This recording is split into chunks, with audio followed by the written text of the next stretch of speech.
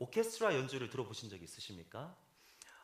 아마 성향에 따라서 오케스트라 같은 연주를 즐기시는 분들도 있을 수 있고, 아니면 그곳에 들어가면 좀 지루해 하시는 분들이 계실 수 있겠지만, 아마 살면서 한두 번쯤은 직간접적으로 다 경험하신 적이 있을 줄로 믿습니다.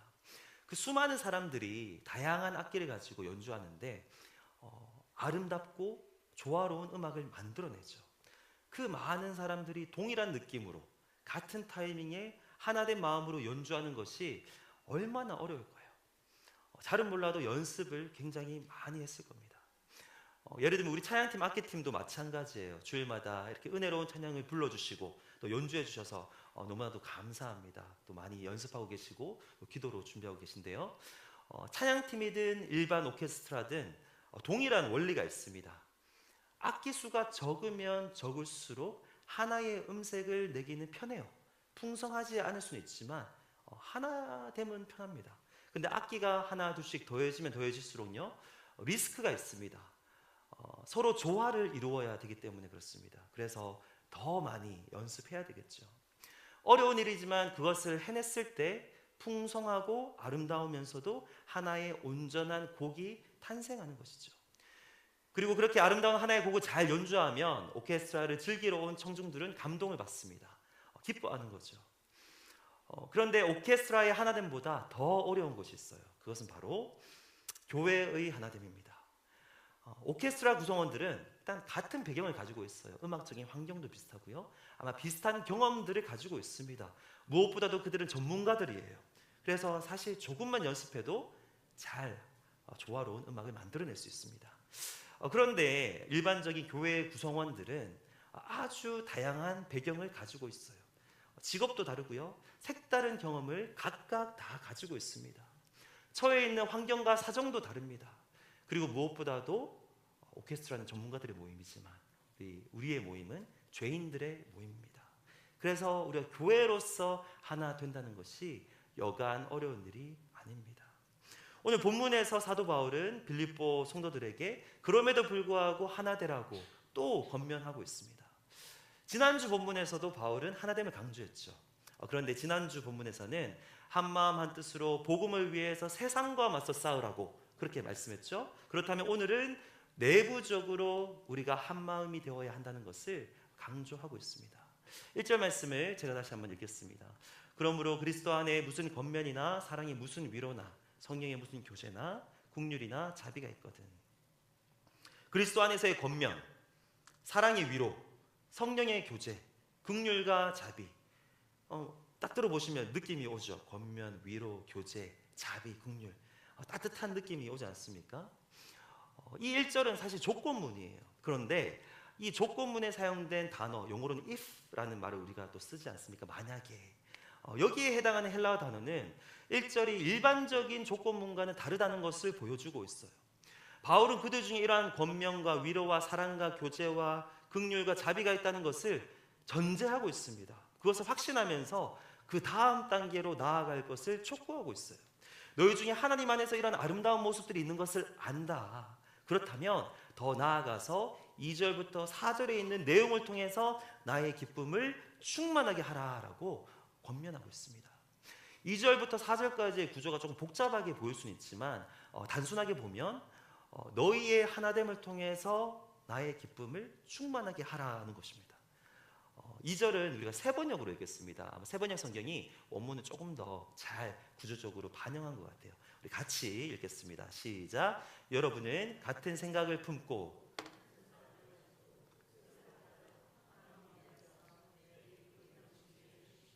아멘. 1부 때 우리가 한 마음으로 이 구절을 읽읍시다 라고 했다가 제가 사실은 요즘에 목이 안 좋아서 물을 마시려고 했는데 한 마음으로 읽자고 했다가 제가 또 안 읽으면 좀 이상한 것 같아서 이번에 일부러 그렇게 하지 않고 물을 마셨습니다.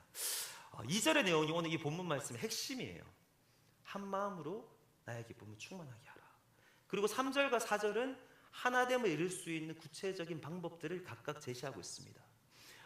우리가 읽은 세번역에 보시면 이렇게 되어 있죠. 같은 생각, 같은 사랑, 뜻을 합하여 한 마음. 그리고 우리가 가진 개역개정 성경에 보면 마음을 같이하여 같은 사랑을 가지고 뜻을 합하며 한 마음을 품어. 사실 다 같은 말이잖아요. 같은 말을 이렇게 네 가지의 다른 표현으로 반복하고 있습니다. 한마음 되라고 엄청 강조하고 있는 거예요. 예를 들면 이런 거예요. 오늘 주일이 되니까 우리 다들 또 멋진 모습으로 또 예쁘게 입고 오셨잖아요. 또 오랜만에 봤는데 만약에 어떤 집사님을 보고 그냥 집사님 오늘 너무 멋지십니다 라고 할 수도 있지만, 집사님 오늘 너무 멋지시고 너무 예쁘시고 아름다우시고 외모가 훌륭하십니다 이렇게 얘기하면 어떻게 받아들이시겠어요? 아, 내가 오늘 정말로 좀 괜찮긴 괜찮구나 라고 그렇게 받아들이실 것 같아요. 아니면 집에서 우리 사랑하는 배우자에게 아니면 자녀들에게 이렇게 얘기할 수 있죠. 그냥 자기는 원래 예뻐 라고 할 수도 있지만, 오늘 뭐 본문의 방식으로 해서 오늘 너무 예쁘고 귀엽고 사랑스럽고 눈이 부시네 라고 얘기한다면 어떻게 받아들일까요? 이 사람이 오늘 나한테 뻑이 같구나 라고 뻑이 같구나, 이게 속어가 아닙니다. 사투리예요. 완전히 반했구나 라는 것을 의미하는 지방의 사투리입니다. 그 정도로 강조하고 있어요. 하나됨을 통해서 나의 기쁨을 충만하게 하라.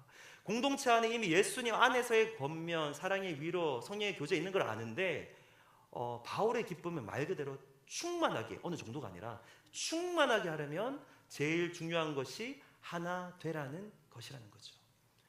사랑하는 여러분, 우리의 인생의 목적은 하나님을 기쁘시게 하는 것인 줄 믿습니다. 다 동의하시죠? 우리의 삶의 궁극적인 목적이에요. 삶의 1차적인 목적, 장기적인 목적들이 다 다르겠지만 결국에는 하나님의 기쁨을 위해서 그것이 모아져야 됩니다. 뿐만 아니라 우리 교회의 가장 궁극적인 목적도 동일해요. 하나님을 기쁘시게 하는 것, 하나님께 영광을 올려드리는 것.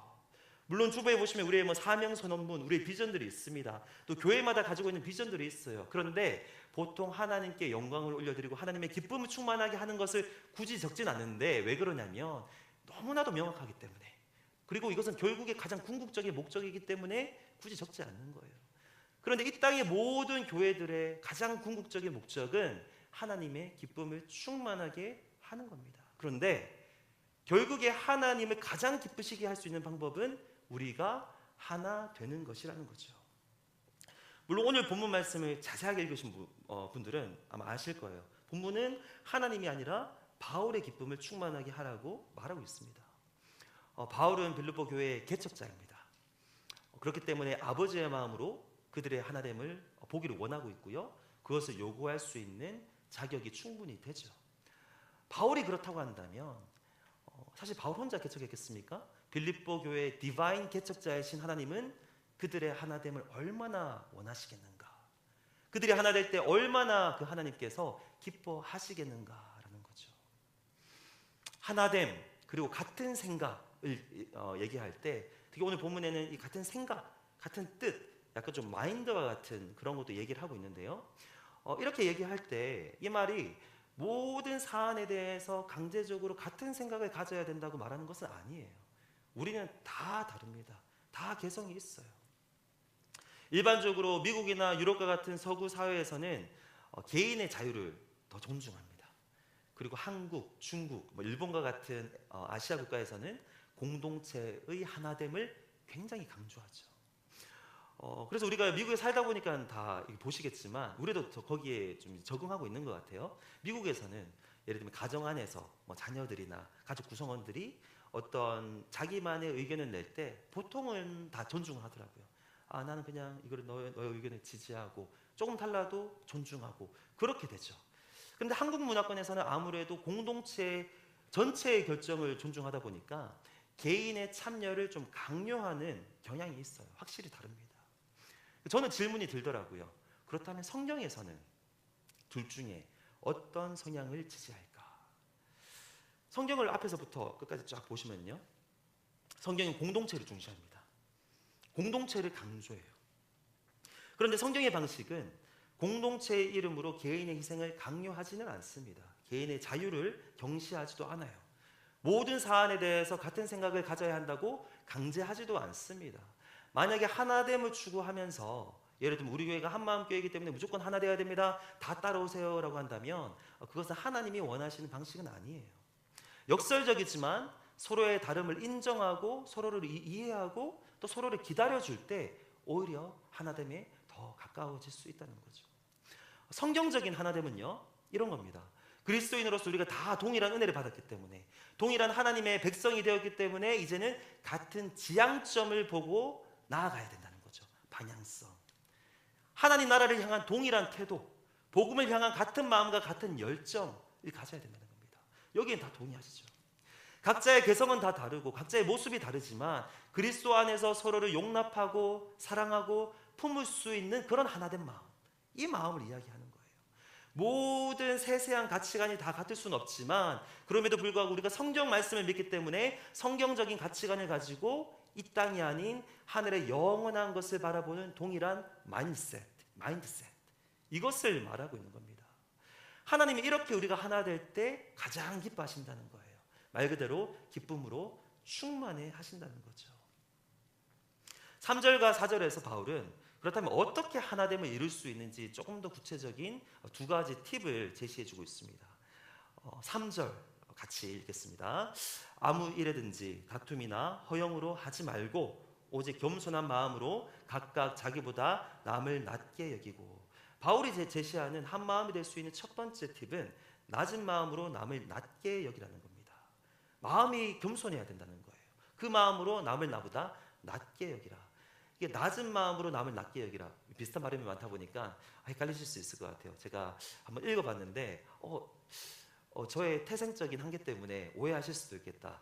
한번 이해해 보세요. 예를 들면 A 버전이 남을 나보다 낮게 여기라. B 버전이 남을 나보다 낮게 여기라. 이거 이해되세요? 완전히 다른 내용인데 남을 나보다 낮게 여기라. 남을 나보다 낮게 여기라. 네, 사투리예요. 남을 나보다 낮게 여기라. 높게 여기라는 거고요. 남을 나보다 낮게 여기라. 낮게 여기라는 건데 낮은 마음, 우리의 낮은 마음으로 남을 낮게 여겨야 된다는 거죠. 동등하게 여기는 것도 아니고 나보다 낮게, 나보다 잘생기고 나보다 예쁘고 나보다 똑똑하고 더 정확하게는 나보다 더 존귀한 존재로 여기라는 겁니다. 이 말이 나의 자존감을 무시하라는 말은 아니에요.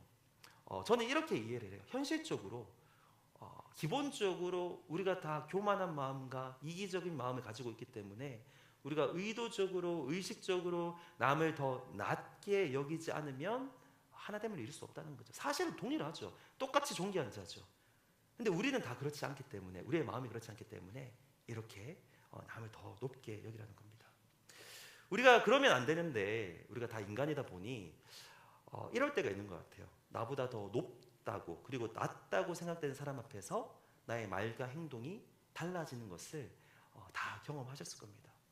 만약에 그 사람이 나보다 낮은 사람이라고 판단이 되면 말이 더 편해지죠. 말도 이제 반말이 섞이게 되고요. 또 우리의 행동도 좀 더 함부로 대하게 됩니다. 그러면 안 되지만. 근데 만약에 그 사람이 나보다 조금 높은 존재 아니면 좀 더 나은 사람, 내가 존중해야 되는 사람이라고 판단이 되면 나도 모르게 말이 조심스러워지고 행동이 조심스러워져요. 왜냐하면 중요한 사람이 지금 내 앞에 있다고 생각하니까 그렇게 되는 거죠. 어떤 사람을 만날 때 그렇습니까?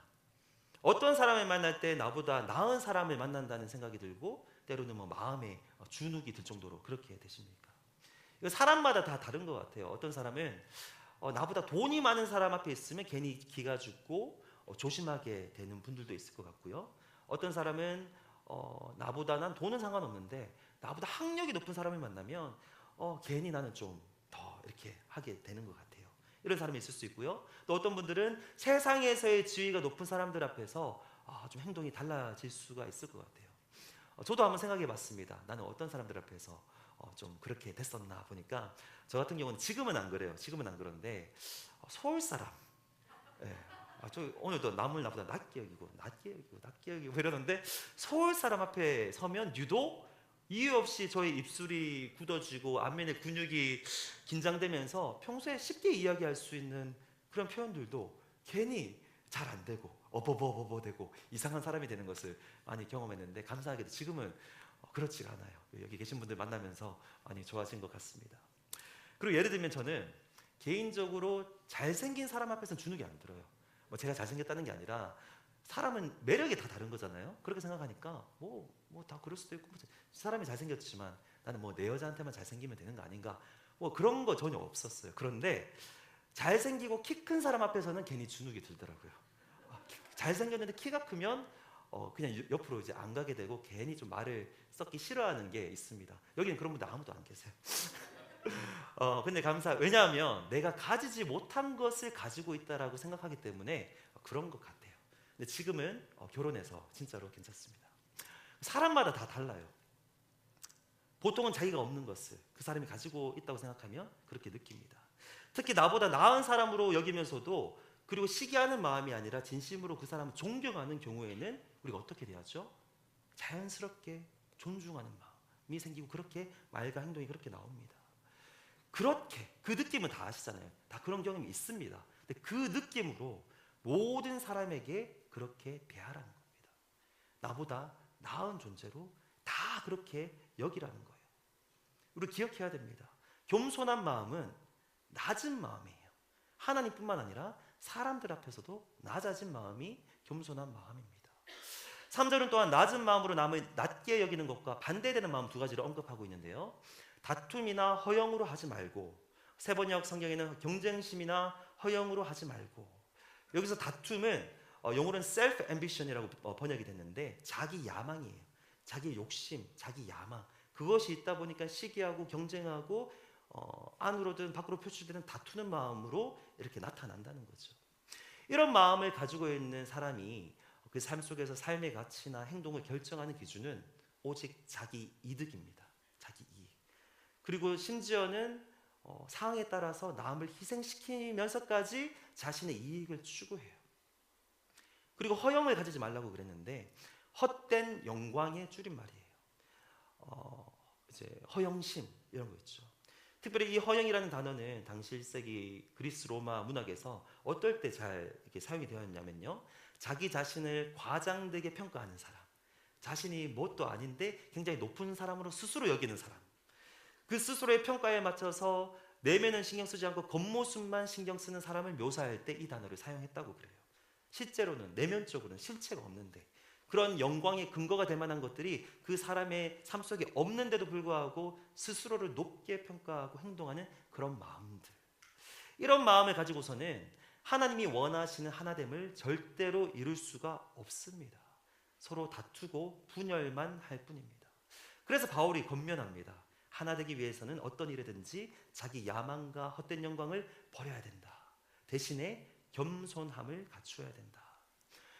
우리 시간, 우리의 지난날의 관계들을 되돌아보길 원합니다. 그동안 내가 다른 사람들을 어떻게 대해왔는가? 이기려고만 하지는 않았는가? 아니면 나의 이익을 위한 수단으로 상대방을 이용하지는 않았는가? 오늘 본문 말씀은 낮은 마음으로 남을 나보다 낮게 여기라고 했는데 반대로 남을 나보다 낮게, 낮은 존재로 여기며 무시했었던 적은 없었는지 한번 되돌아보기를 원합니다. 그렇게 살아왔고 앞으로도 그렇게 살아간다면 우리가 속한 공동체에서 하나됨을 이룰 수는 없다는 거죠. 하나님을 기쁘시게 할 수 없습니다. 이 시간 진정한 겸손함을 회복하는 은혜가 있기를 축복합니다. 나도 존귀하지만 상대방은 최소한 나만큼 존귀하다라는 생각을 이 시간 마음에 새기기를 권면합니다. 이게 잘 안 되면 차라리 저 사람은 나보다 나은 존재다라고 그냥 여기시기 바라요. 거기서 하나됨이 시작할 줄로 믿습니다.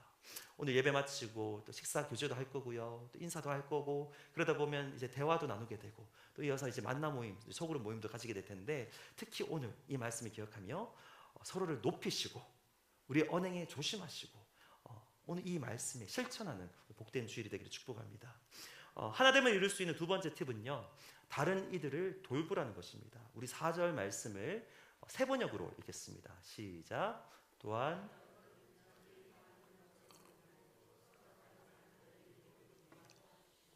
아멘. 이것은 첫 번째 팁보다 더 적극적인 차원이에요. 첫 번째 팁이 그냥 마음의 문제로 간다면 우리 마음에서 그 사람을 높게 여기라는 거죠. 두 번째 팁은 실제적인 행동의 문제입니다. 서로를 더 존귀한 존재로 여길 뿐만 아니라 실제적인 행동으로 다른 이들을 돌보라고 도전하고 있어요. 쉽지 않은 일이죠. 특별히 이민을 오거나 유학을 오면 아무래도 그 삶은 치열해질 수밖에 없습니다. 한국의 많은 것들을 포기하고 왔고 이제 여기서 어떻게든 내가 살아남아야 된다라고 생각을 하기 때문에 치열해져요. 자기 일에 집중하게 됩니다. 자기의 앞가림하기도 바쁜 게 현실이에요. 그래서 사실 다른 이들을 돌볼 여유가 잘 없을 수 있습니다. 그리고 때로는 이 사실을 핑계 삼아서 다른 이들을 돌보지 못하는 자신에게 면죄부를 스스로 주기도 합니다. 그런데 4절 말씀은 자기의 일을 돌보는 것 자체는 나쁜 게 아니라고 말하고 있어요. 3절과 4절의 구조를 보시면 비슷해요. not but이에요. 근데 좀 다른 게 있다면 3절은 not a but입니다. 다툼과 허용을 하지 말고 겸손함으로 남을 낫게 여기라. 다툼과 허용은 나쁜 거라는 거죠. 그렇죠? 근데 4절의 구조는 좀 달라요. not only a but also b입니다. 자기를 돌보는 것도 중요하다는 거예요. 일단 그거 전제하고 있어요. 그게 먼저 되어야 남을 돌보죠. 자신을 먼저 돌보지 않으면 사실 남에게 피해를 결국에 끼치게 되겠죠. 먼저는 자기 할 일을 책임지고 할 수 있어야 됩니다. 그런데 거기서 그치면 안 되고 다른 이들의 일도 돌보는 데까지 나아가야 된다라고 권면하고 있습니다. 우리는 여기 다 이민자 또는 유학생 또는 그들의 가족들인데요. 예외가 없죠. 그렇다면 일단 치열하게 살아야 돼요. 치열하게 사시기를 먼저 권면합니다. 먼저 자기의 일을 먼저 돌아볼 수 있고 자기의 일을 돌볼 수 있어야 됩니다. 자기의 건강도 돌보고 자신의 가족들을 챙기는 것 필요한 일이고 아름다운 일입니다. 근데 거기서 그친다면 저 사람은 똑똑하고 능력 있는 사람이라는 말을 들을 수 있지만 하나님의 기쁨을 충만하게 하는 사람은 될 수 없다는 거예요. 치열하게 사시되 그 치열함으로 다른 이들을 볼 수 있기를 원합니다. 치열하게 사시되 다른 이들을 돌아볼 수 있는 여유를 남겨두시기를 주님의 이름으로 권면합니다. 모든 타락한 인간은 다른 이들의 소유와 가치를 결국에 자기에게로 가지고 오게 하려는 자기중심적인 성향이 있어요. 이렇게 해서 결국에 그게 이득이 됐든 아니면 관심이 됐든 평가가 되었든 자기에게로 오게 하려는 성향이 있어요. 그런데 구원받고 거듭나서 예수 그리스도의 제자가 되었다고 하는 것은 그 방향성이 반대가 되었다는 것입니다. 가치와 생각과 관심의 방향성이 이제 나에게서 타인에게로 이렇게 향하게 된다는 거죠. 내가 치열하게 살고 나 자신을 돌보지만 이것은 동일한 원리지만 그 궁극적인 방향성은 다른 사람들을 향해야 된다는 거예요. 이것이 그리스도인의 삶이고 제자의 삶입니다. 우리 예수님이 그러하셨던 것처럼 내가 아닌 타인으로 끊임없이 우리의 시선과 관심이 돌려져야 된다는 것이죠. 지난주부터 우리가 상황을 공유하고 또 함께 기도하고 있는 제목이 있는데요. 우리 김옥순 집사님 위해서 특별하게 기도를 하고 있습니다. 지금 많이 아프세요. 복수 때문에 고생을 많이 하고 계신데 오늘도 예배 때마다 오늘도 기도할 거고 또 만남 모임 때마다 짧게라도 기도해 주시기를 원하고요. 또 기도회 때마다 우리가 기도를 할 겁니다. 네, 또 집사님한테 또 들어보니까 그 일이 알려진 다음에 특히 교회 분들에게도 많이 이렇게 연락이 오고 또 찾아와 주시고 또 살펴봐 주시고 또 기도해 주시는 게 이렇게 느껴진다고 하시는데 굉장히 고마워하시는 것을 제가 또 느낄 수 있겠더라고요. 그 이야기를 들으면서 굉장히 감사했습니다. 우리 교회 성도님들이 예를 들면 오늘 본문 말씀 오늘인데 이거를 듣기도 전인데 이미 실천하고 계시는구나, 서로를 돌보는 마음이 다 있으시구나 라고 느껴지면서 우리 교회의 저력을 다시 한 번 더 느꼈습니다. 우리 교회 이름처럼 한 마음이 될 수도 있겠다라는 생각이 들었습니다. 교회 안에 있는 다른 사람들을 돌아보고 서로를 돌보는 데까지 나아가기를 권면합니다. 우리의 기도와 도움이 필요한 분들이 많아요. 어떤 분들은 질병 때문에 또 다양하게 지금 씨름하고 계신 분들이 많고요. 그리고 마음의 상처, 또 어떤 분들은 직접적인 재정 상황 때문에 힘들어하고 있는 분들도 많습니다. 제가 설교 중이라서 다 오픈할 수는 없지만 서로를 돌아보면 충분히 알 수 있는 부분들이에요. 상황에 따라서 쉽지 않고 부담이 될 수도 있습니다. 하지만 사실 하나님 나라 관점에서는 이러한 메시지와 이러한 실천이 우리가 받은 사랑을 실천할 수 있는 기회라는 거예요. 자기 부인 그러는데 자기 부인을 연습할 수 있는 기회입니다. 그토록 바라던 예수님을 섬길 수 있는 기회입니다. 예수님은 낮은 곳에 계신다고 하시지 않았습니까? 서로를 돌본다는 것은 결국에 나에게 복이 되는 축복의 통로예요. 이 축복의 통로로 다 들어오시기를 주님의 이름으로 축복합니다. 오늘 보면서 한 마음을 강조하고 있는데 한 마음이 되는 것 어려워요.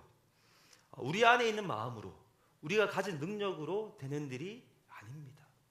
그럼에도 불구하고 여기서 바울이 이렇게 요구할 수 있고 또 우리 하나님께서 본문을 통해서 명령하시는 이유는 삼위 하나님께서 이미 우리가 하나 될 수 있도록 다 작업하셨고 작업하고 계시기 때문입니다. 불가능한 일이 아니라는 거예요. 1절 말씀을 우리 다시 한번 같이 읽겠습니다. 시작. 그러므로 그리스도 안에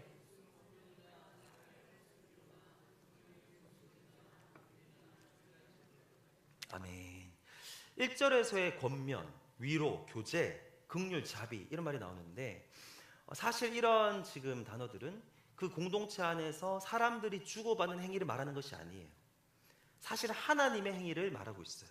오늘 이 본문에서 바울의 의도는 그것입니다. 그리스도 안에서의 권면, 예수 그리스도의 권면을 말하는 겁니다. 사랑의 위로, 성령의 교제, 긍휼과 자비. 먼저 예수님 안에서의 권면을 보면요, 예수님께서 빌립보 성도들을 권면하셨다는 뜻이에요. 너희들은 이미 예수님께 권면을 받고 있지 않느냐. 권면이라는 말은 헬라어로 파라클레시스라는 단어인데요, 파라는 옆에, 클레시스는 옆에서 붙들어주고 부르고 격려하다, 뭐 이런 뜻입니다. 옆에 서서 격려하신다는 뜻이에요. 예수님께서 빌립보 성도들이 낙심하지 않도록 직접 옆에서 붙들어 주시고 끊임없이 옆에서 격려해 주신다는 거죠. 우리에게도 마찬가지입니다. 예수님께서 끊임없이 우리를 붙들어 주고 계세요. 옆에 서서 격려해 주십니다. 행여나 너무 힘들어서 낙심하지는 않을지, 행여나 넘어지지는 않을지, 행여나 믿음대로 사는 것을 포기하지는 않을지, 이 일에 대해서 너무 낙심하지는 않을지 주님께서 끊임없이 옆에서 우리의 마음을 만져주시고 힘을 불어넣어 주십니다. 사랑이 위로라고 했는데 여기서의 사랑은 하나님의 사랑이에요. 요한일서 4장 8절 말씀에 하나님은 사랑이십니다. 모든 사랑의 근원은 하나님이시죠. 그리고 로마서 5장 5절 말씀 보시면 소망이 우리를 부끄럽게 하지 아니함은 우리에게 주신 성령으로 말미암아 하나님의 사랑이 우리 마음에 부은 바 됨이니. 성령님을 통해서 하나님의 사랑이 우리 마음에 부어졌습니다. 빌립보 성도들에게도 부어졌습니다. 그 사랑으로 빌립보 성도들과 우리를 위로하십니다. 하나님이 사랑으로 위로하신다 그럴 때는 그냥 겉으로 우리의 인간적으로 최선을 다해서 위로하는 정도가 아니라 진심으로 위로하세요. 사랑으로 하나님께서 그렇게 위로를 하십니다. 성령의 교제라고 했는데 성령님을 교제하게 하시는 영이죠. 연합하게 하시고 하나 되게 하시는 영입니다. 성령님을 통해서 우리가 예수님과 연합되었어요. 그래서 예수님과 교제하게 된 거예요.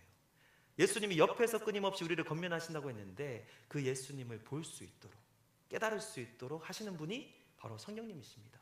더 나아가서 성령 하나님을 통해서 우리가 서로 연결되고 연합되었어요. 그래서 우리가 하나님 안에서 함께 교제하게 하시는데 그분이, 그렇게 하시는 분이 바로 성령님이시라는 거예요. 고린도후서 13장 13절 다시 한 번 더 읽으실 텐데 순서를 유의하면서 같이 한번 읽겠습니다. 주 예수 그리스도의 은혜와 하나님의 사랑과 성령의 교통하심이 너희 무리와 함께 있을지어다. 아멘. 이 순서를 보세요. 그리스도, 하나님, 성령님. 오늘 본문도 같은 순서입니다. 오늘 이 13장 13절에서도 이 하나님의 사랑과 연결합니다. 하나님의 사랑. 다른 본문에도 항상 사랑은 하나님과 연결될 때가 많아요. 그리고 여기서 성령의 교통하심이라 그랬는데 오늘 우리의 본문 1절에서 성령의 교제와 정확하게 같은 헬라어 단어입니다. 무슨 말을 하고 싶은 거냐면 이 본문 1절은 다른 게 아니라 삼위 하나님의 행위를 가리킨다는 거예요.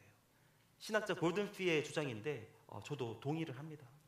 삼위 하나님께서 빌립보 성도들에게 이미 권면과 사랑의 위로와 교제하게 하시는 은혜를 베풀고 계셨고요, 그 삼위 하나님께서 긍휼과 자비를 그 공동체에게 부어주셨습니다. 그 빌립보 성도들은 이미 알게 모르게 삼위 하나님께서 부어주시는 은혜와 긍휼을 누리고 있었고 바울은 그것을 확신하고 있기 때문에 그토록 어려운 권면 하나 되어라, 그리고 하나 되기 위해서 서로를 높이고 서로를 돌아보고 서로를 돌보라는 명령을 할 수 있는 겁니다.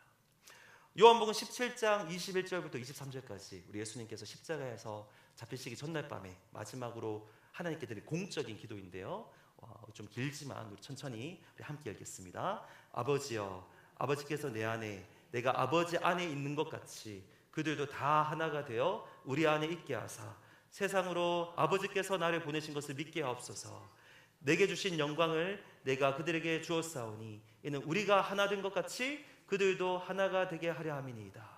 곧 내가 그들 안에 있고 아버지께서 내 안에 계시어 그들로 온전함을 이루어 하나가 되게 하려 함은 아버지께서 나를 보내신 것과 또 나를 사랑하신 같이 그들도 사랑하신 것을 세상으로 알게 하려 함이로소이다. 아멘. 조금 길지만 주님께서 이렇게 말씀하셨어요. 아버지께서 내 안에, 내가 아버지 안에 있는 것 같이, 물론 성령님은 없지만 삼위 하나님의 서로 간의 교제를 말하고 있습니다. 이런 것처럼 그들도 하나가 되게 하여 주시옵소서. 우리가 하나가 된 것 같이 그들도 하나가 되게 하려 함이니이다. 우리의 하나됨의 근거이자 원천은 삼위 하나님의 하나됨이에요. 성부 하나님과 성자 예수님과 성령 하나님께서 서로 안에 거하시며 완벽한 하나됨을 이루셨어요. 완벽한 조화, 온전한 교제, 빈틈이 없는 하나됨을 이미 보여주셨고 이루셨습니다. 주님이 또 이렇게 말씀하셨어요. 기도하셨어요. 곧 내가 그들 안에 있고 아버지께서 내 안에 계시어 그들로 온전함을 이루어 하나가 되려 함은, 그 말은 하나됨의 원천이신 삼위 하나님의 교제에 우리가 참여할 때 그 안에서 하나됨을 누릴 수 있다는 겁니다. 삼위 하나님 바라보고 그 안에서 흘러나오는 은혜를 경험할 때만 우리도 하나됨을 이룰 수 있다는 거예요. 그 원천이 거기에 있기 때문에. 그들도 다 하나가 되어 우리 안에 있게 하사. 이건 또 반대인데요. 그 삼위 하나님의 은혜를 통해서 우리가 하나 될 수 있는데, 이것을 우리가 이루면 우리가 다시 그 삼위 하나님한테 더 깊이, 더 온전히 거할 수 있다는 겁니다. 가장 복되고 가장 아름다우면서도 영광스러운 상태에 이를 수 있다는 거예요. 아버지께서 나를 보내신 것과 또 나를 사랑하신 같이 그들도 사랑하신 것을 세상으로 알게 하려 함이로소이다. 그래서 우리가 하나 될 때, 그때 비로소 세상이 하나님이 예수님을 보내신 것, 그리고 그분의 사랑을 깨닫게 된다는 겁니다. 우리가 하나 되는 것이 이렇게 중요합니다. 교회가 하나 되는 것은 아까도 말씀드렸지만 오케스트라가 하나 되는 것보다 더 어려워요. 그런데 우리에게는 이미 베풀어 주시고 지금도 우리가 알게 모르게 깨달을 때도 있고 모를 때도 있지만 변함없이 우리에게 부어주시는 은혜들이 있어요. 예수님께서 우리를 끊임없이 우리 각 사람에게, 그리고 때로는 우리 공동체적으로 끊임없이 권면하십니다. 지금도 우리를 옆에서 붙들어주고 계세요. 낙심하지 말라고. 고난 당할 때마다 위로하세요. 이 길을 끝까지 갈 수 있도록 격려하십니다. 낙심하게 결코 내버려 두지 않으십니다. 사랑이 위로라고 했는데 하나님의 사랑이에요. 하나님께서 날마다 우리에게 하나님의 사랑을 부어주세요. 우리가 알게 모르게 그 사랑으로 우리를 위로하십니다. 우리의 아픔을 하나님께서 친히 사랑으로 만져주십니다. 성령님께서 우리 안에 계시잖아요. 우리 안에 계시면서 친히 성령님이 우리와 교제하시고요, 우리를 하나님과 연결되게 하시고요, 예수님을 바라보게 하십니다. 그리고 그 성령님께서 우리끼리도 서로 연합하게 하십니다. 그리고 이 삼위 하나님 안에서 우리는 이미 풍성한 긍휼과 자비를 누리고 있습니다. 그렇기 때문에 우리도 이 삼위 하나님 안에서 서로를 바라보고 서로를 사랑하며 한마음 한뜻이 될 수 있다는 거예요. 그냥 서로를 바라보면 이게 불가능한 일이에요. 결코 될 수 없는데 그 하나님 안에서, 삼위일체 하나님 안에서 서로를 바라보면 그게 가능하다는 거죠. 그분께서 날마다 베풀어 주시는 그 은혜를 묵상하고 그 은혜를 먼저 누리고 먼저 경험하면 오늘 이 본문의 말씀이 우리 삶에서 가능해진다는 겁니다. 독일의 신학자 디트리히 본회퍼라는 목사님은요, 신학자는요, 그의 저서 신도들의 공동생활에서 이런 말을 남겼습니다. 나는 예수 그리스도를 통해서만 다른 사람들과 공동체를 이루고 있으며 앞으로도 그렇게 할 것입니다. 그 동일한 책의 다른 부분에서 이런 말씀도 하셨어요. 그리스도인의 교제는 예수 그리스도를 통한, 그리고 예수 그리스도 안에서의 교제입니다. 여기서는 예수님을 강조하고 있고 오늘 본문은 삼위 하나님을 얘기하고 있지만 결국에 우리의 힘으로 하나됨을 이룰 수 없지만 당연히 서로를 높이고 서로를 돌볼 수도 없는 거죠. 불가능한 거죠. 그런데 우리가 예수님 안에 거한다면 오늘 본문의 말씀처럼 그 삼위 하나님의 온전하신 연합을 바라보고 끊임없이 좀 더 풍성한 것 같아요. 예수님 바라보는 것도 좋은데 오늘 본문에서는 또 삼위 하나님 말씀하셨잖아요. 이렇게 묵상해 보시면 그 은혜가 또 풍성합니다. 하나님 아버지가 날마다 나를 사랑하시고 지켜주시고 보호하시고, 예수님이 끊임없이 십자가에서 우리를 위해서 죽으신 것도 모자라 지금도 보좌 우편에서 눈물로 중보하고 간구하고 계시며, 또 때로는 우리 옆에서, 영적인 거죠, 옆에서 끊임없이 붙들어 주시고 우리를 격려하시고, 성령 하나님은 우리 안에 계시면서 우리의 믿음이 약해지지 않도록 끊임없이 예수님 바라보게 하시고 우리의 믿음을 공급하여 주시고 우리와 친히 교제하게 하시는 그 삼위 하나님의 은혜를 묵상하며 오늘 본문의 말씀이 가능해진다는 것이죠. 하나님을 바라보시기를 권면합니다. 특별히 삼위 하나님을 균형 있게 바라보시기를 축복합니다. 그러면 그 은혜가 저와 여러분의 마음을 사로잡을 거예요. 잠잠히 그 일을 묵상하면 하나님의 끝없는 사랑과 그 은혜가 우리 안에서 차오르게 되는 것을 경험하실 겁니다. 그러면 그 힘으로 서로에게 다가가고 그 힘으로 서로를 바라보고 그 힘으로 서로를 돌보게 되는 그 놀라운 은혜가 있다라는 것이죠. 이 본문의 말씀 하나님의 은혜로 꼭 실천하시고 오늘 그것을 실천하는 오늘 주일이 되기를 축복하고요. 그리고 이번 한 주간 적극적으로 힘을 내서 서로를 돌아보고 돌보는 순종의 역사가 다 있기를 우리 예수 그리스도의 이름으로 축복합니다. 우리 찬양 우리 함께 드리고 우리 기도하겠습니다.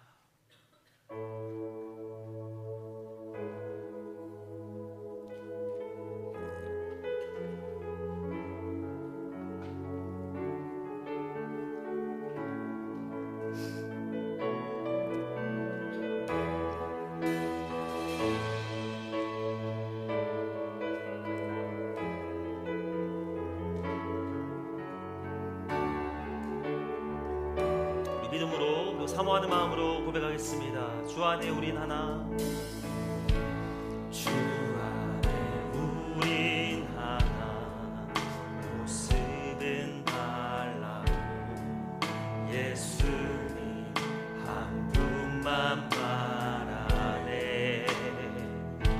사랑과 선행은 서로를 따스함으로 보듬어가니 주님 우리 안에 함께 하시니 형제자매의 기쁨과 슬픔 느끼네. 내 안에 있는 주님 우리 주님의 기쁨이 충만하시기를 소망합니다.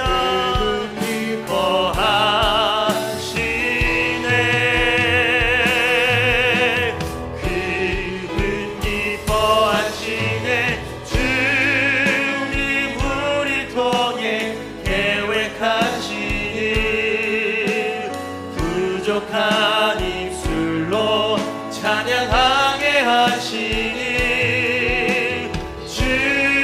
주님을 통해 계획하시니 너를 통해 하나님이 우리를 통해서 하실 일을 기대하며 한 번 더 고백합니다. 주 안에 우린 하나, 주 안에 우린 하나, 모습은 다 예수님 한 분만 바라네. 예수님 한 분만 바라네. 사랑과 선행으로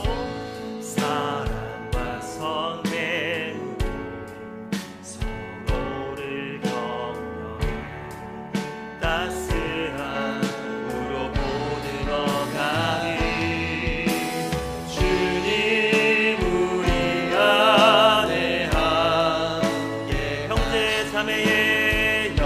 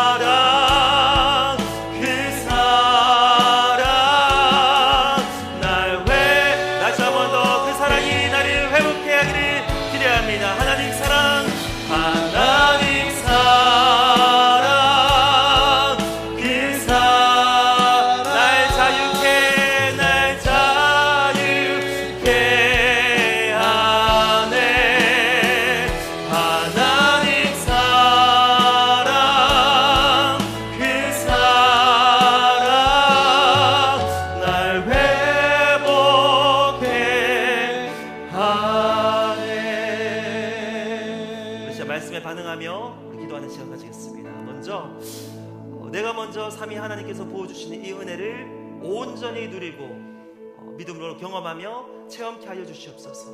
예수님께서 우리를 권면하십니다. 지금도 옆에서 붙들어 주십니다. 날마다 하나님께서 사랑으로 우리를 위로하십니다. 성령께서 친히 우리와 함께 하시며 하나님과 연결하시고 예수 그리스도를 바라보게 하시는 그 은혜, 그 삼위 하나님의 긍휼과 자비를 온전히 체험하게 하여 주시옵소서. 먼저 그 은혜를 경험케 하여 주시옵소서. 이 제목으로 먼저 기도하며 나아가시겠습니다.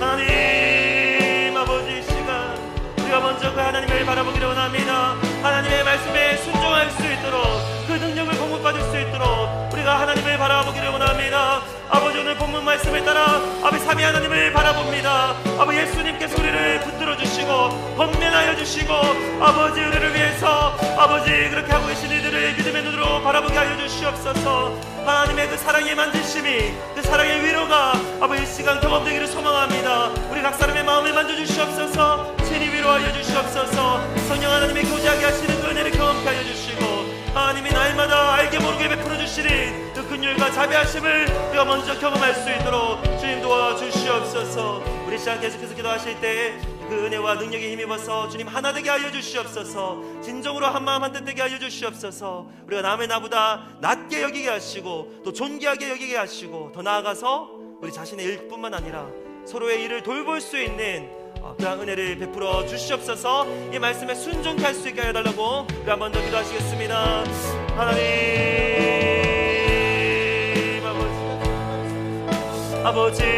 아버지 말씀에 순종하기를 원합니다. 순종할 수 있는 힘과 능력을 더하여 주시옵소서. 우리의 힘으로 우리가 하나 될 수 없습니다. 우리의 힘으로 우리가 같은 마음을 가질 수가 없습니다. 우리의 힘으로 우리가 같은 사랑을 할 수가 없습니다. 하나님, 마지막 우리가 삼위 하나님을 바라볼 때 하나님께서 부어주신 은혜와 능력으로 말미암아 아버지 주님 안에서 온전히 하나 되게 하시고 우리 하나님을 기쁘게 하게 하여 주시옵소서. 서로를 존귀한 자로 여기기를 원합니다. 서로를 돌아보며 서로의 일을 살피며 서로를 돌보는 우리 모두가 되기를 소망하오니 하나님 함께 하여 주시옵소서. 우리 김옥순 집사님을 위해서도 한 번 더 기도하시겠습니다. 하나님 만져주시고 집사님의 믿음을 붙들어 달라고 기도하시겠습니다. 하나님 아버지 사랑하는 집사님 위해서 기도할 때 아버지 가정을 잘 믿음으로 이겨낼 수 있도록 주님 붙들어 주시옵소서. 치유하는 광선을 비추어 주시옵소서. 하나님의 살아계신 능력을 믿습니다. 예수 그리스도의 이름의 능력을 믿습니다. 성령께서 친히 만지시고 주님 낫게 하여 주시는 일을 아버지 보기를 원합니다. 역사하여 주시고 그 마음을 붙들어 주시옵소서. 하나님을 바라볼 수 있도록 그 마음을 붙들어 주시옵소서.